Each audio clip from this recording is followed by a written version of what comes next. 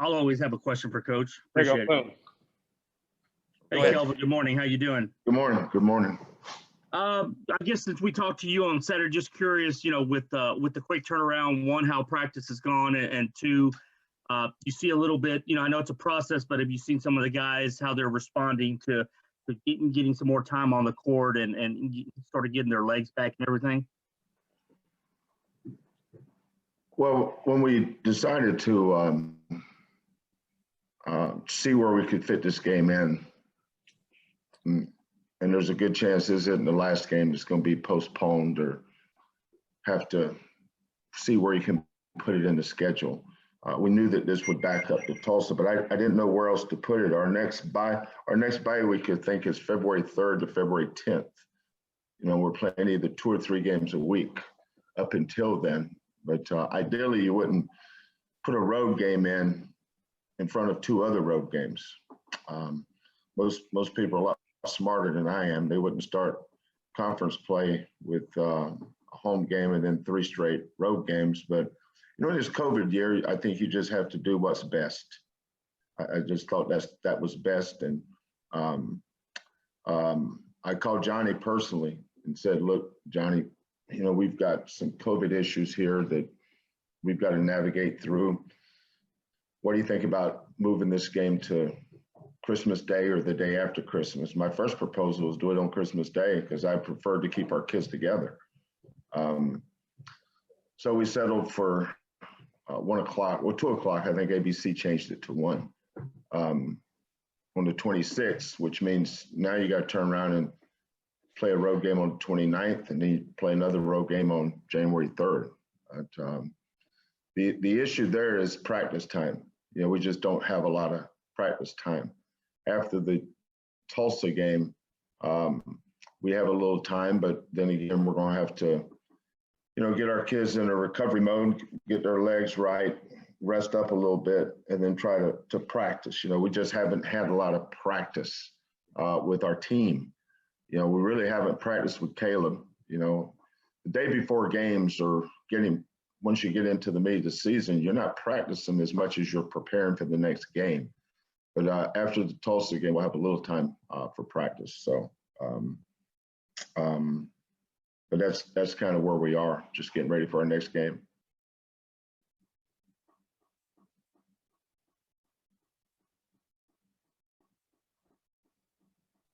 We'll go to Mark Berman with Fox 26. Mark, question for Coach, please. Kelvin, can you update us on how you've come through all your recent testing? Well, we don't have a lot of guys testing right now because we got, and once you're, our conference rules is once you've, actually it's NCAA or CDC protocols now. Once you test positive, you're exempt from testing for 150 days. So we had a lot of guys test positive. We did test today. Those that remain tested today. So we're just waiting around for the results. All right, we'll go to Chris Gardner. Chris, go ahead, please. Good morning, Coach. What does Tulsa, what are their strengths and weaknesses? I just love the way they're coached, their toughness, how well they're put together. Playing Rashal at the 4, I think it's made them a tougher matchup. Because Joyner, is one of my favorite players in the league just because he's so hard-nosed and so tough. They've got a great culture. I think that helped them win the game at Memphis. They're very athletic. They do as good a job as anybody, I think, in our conference at developing their 5 spot. Igbanu was so good for so long. We've had some success against Tulsa, but I don't think we've ever had much success against Igbanu. He's always played well against us. And they've got the 7-foot kid who's coming along. You have to look up their names. Number 12 and number 25. They're both African kids. I have a hard time pronouncing their names, but they're both very good players. They both know who they are. This team's extremely well coached. I just like the way they go about their business. They're extremely competitive. They don't back down from anybody. Joyner, and then the Jackson kid off the bench. Gives them their identity. They know exactly who they are, and they're very comfortable in their own skin. So they're just a tough matchup for anybody, and they're one of those teams in our league that really plays good at home. All right. We'll go to Daniel Gotera from KHOU. Daniel, question for Coach, please. Yeah, Coach, you always talk about that you love learning about your teams the first couple of months. Now, this being so different, so unique of a circumstance, what has really impressed you about your group of guys, given all the things that they've had to go through, and still when they get on the floor, when they can, they put out maximum effort like you want them to? Yeah, most of our guys, when we evaluate, there's a big difference in recruiting and evaluating. I think there's a misconception about kids choosing, or us missing on kids, or us not getting this kid or that kid. Not every kid's for us. A lot of times we'll put our name in the hat on a kid, and the more we evaluate, the more we realize that this other kid's just a better fit. That other kid may have chosen to go somewhere else, but we may have chosen not to pursue him too. But the kids that we do go hard on and that we do get are kids that know exactly what it is they're getting into when they choose to come to Houston. They're going to get coached hard. They're going to be held accountable. They've got to learn to play for something bigger than themselves. And then they've got to play with a level of toughness.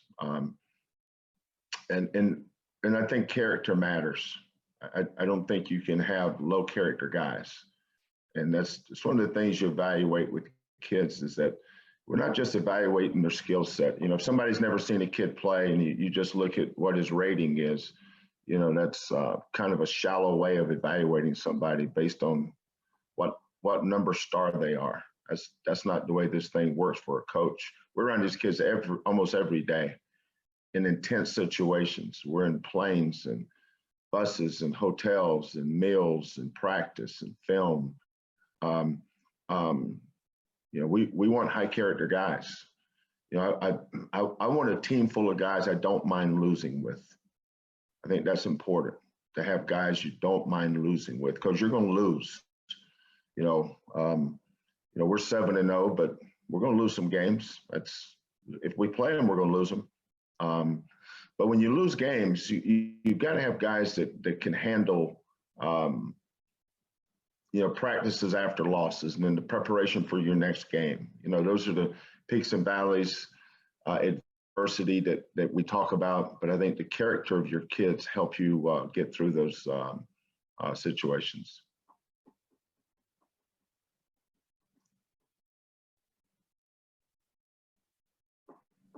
We'll go back to Joseph Duarte. Joseph, go ahead, please, sir. Hey, Kelvin, how did Caleb come out of the game in terms of practice the next day and stuff? Is there still a sort of a plan on how you want to bring him along minute wise, or is that looking a little bit better? I'm not a minutes. I have no idea what that stuff means. What is it we call it in the NBA? Management. What is they call it? Load management. Game management. Load management. Yeah, I would probably be the worst load management guy in the world. I'm not about to sit there and let somebody tell me when to take somebody out. You either play or you don't play. So if a kid's ready to play, he's ready to play. If he's not, he's not. This isn't a science project, But we had a good practice. We had a good practice yesterday. It was an early day in Orlando, so we got back. What time was it again? 1 o'clock, 3 o'clock. We were back here. We're back here by 6 o'clock, I think. And then we came in early and met as a staff yesterday and graded the film and did all of our analytic stuff that we like to do. And then we practiced. Our kids had high energy. Caleb was really good. He was no different than anybody else. and he gets treated no different than anybody else too. We'll go to Mark Berman, Fox 26. Mark, go ahead, please, sir. Kelvin, I know how you feel about this. We've asked you 100 times, and I know your answer, but for yourself personally, but how happy are you for your fans, people who follow your program and who care that this morning you moved up another notch, you're number 5 in the nation by the AP? Much about that. Yeah, I don't have any reaction to that at all. I don't know that it even matters. You know, I think it's something that's a necessary evil. You know, we have a good team. I doubt we're the 5th best team in the country. I seriously doubt that. But you know, if we win our next 2 games and the two teams above us lose, they're going to move us to what, 2nd or 3rd? Really? We're ranked 2nd. That's why I don't pay any attention to those polls. That's I mean, I've had teams that's been ranked high before. I just don't remember what it means. You know, we got practice today, and we got a game tomorrow night. That's a lot more important to me than anything else. I think that's what you can control. But you know, the ranking stuff is stuff for fans to brag about and ponder about and prognosticate about and discuss and think 5 weeks ahead, and we can win 10 in a row. Just silly stuff. You know, it just you know, more than anything else, I think it just creates silly banter. All right. We'll go back to Chris Gardner, please. Chris, another question for Coach, please. Coach, it seems every year Tulsa and Coach Haith's program are underestimated. Any thoughts on why you think that is? Well, you'd have to tell me. I'm not underestimating them, so I have no idea. You know, but you need to go ask those people. You're asking the wrong one. I coach against Frank every year. I know how good his team is. So asking that question is you need to go ask your buddies, because they're the ones that underestimate them, not the coaches and players in this league. Fair enough. Thank you. We'll go to Andy Yanez with the Cougar. Andy, question, please. Kelvin, after the game against UCF, Marcus Saffold said he feels that the 4-guard lineup, that's really when U of H is at their best. And what are your thoughts on that lineup? What are the strengths of that lineup you went with Giroux, Grimes, Mills, and Saffold down the stretch against the Knights? Just what kind of the same thing as Texas Tech. You know, our best lineup in that game was Tremont Mark,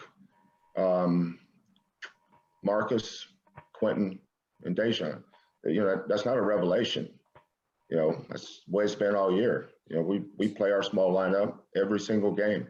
Some nights it's the best lineup, some nights it's not. It's just kind of night to night. But that lineup has, as long as you can rebound out of that lineup, I think you're fine. But, you know, rebounding can't be looked at as just, if you rebound, you win. If you don't rebound, you lose. That's not the way it works. You know, one of my biggest issues against Central Florida was their transition offense. And sometimes instead of sending 4 to the boards or 3 to the boards, you may send 3 guys back. That means you're giving up offensive rebounding to take away their transition offense. So that's why I never pay attention to stats. Thank you, Coach. Thank you, Andy. Anybody else have a question for Coach? Anyone?